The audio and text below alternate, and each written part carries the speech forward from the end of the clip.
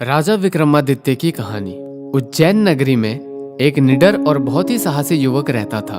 उस राज्य के राजा की कोई भी संतान ना होने के कारण और एक दिन राज्य के राजा की अचानक से मृत्यु हो जाने के कारण राजगद्दी का कोई भी वारिस नहीं बचा। एक दिन उस युवक को ज्ञात होता है कि राज्य के राजा के निसंतान होने के कारण व उनके मृत्यु के कारण राज्य के नए राजा की तलाश हो रही है। इसलिए उसने भी इस पद हेतु अपना नाम प्रस्तावित करने के लिए सोचा।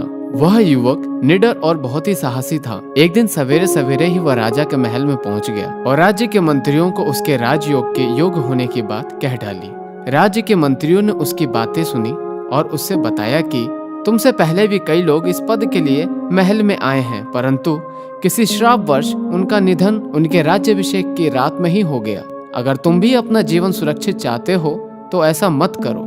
युवक काफी निडर था। उसने बिना किसी भय के चुनौती को स्वीकार कर लिया। राज्य के राजा होने की सभी परीक्षाएं उत्तीर्ण करने के बाद उसे राजा के लिए योग्य माना गया। थोड़े समय बाद युवक का राज्याभिषेक हुआ। राज्याभिषेक होने के बाद उसने विचार किया कि हो न हो अवश्य ही किसी देव दानव का रोष है इस राज्य पर। अगर उस देव दानव को किसी तरह संतुष्ट करने पर इस समस्या से बचा जा सकता है तो क्यों नहीं। राजा ने राज्याभिषेक की रात को ही अपनी कक्ष में अनेक व्यंजन बनाकर रख दिए और खुद एक तलवार लेकर कक्ष के एक कोने में छुपकर बैठ गए।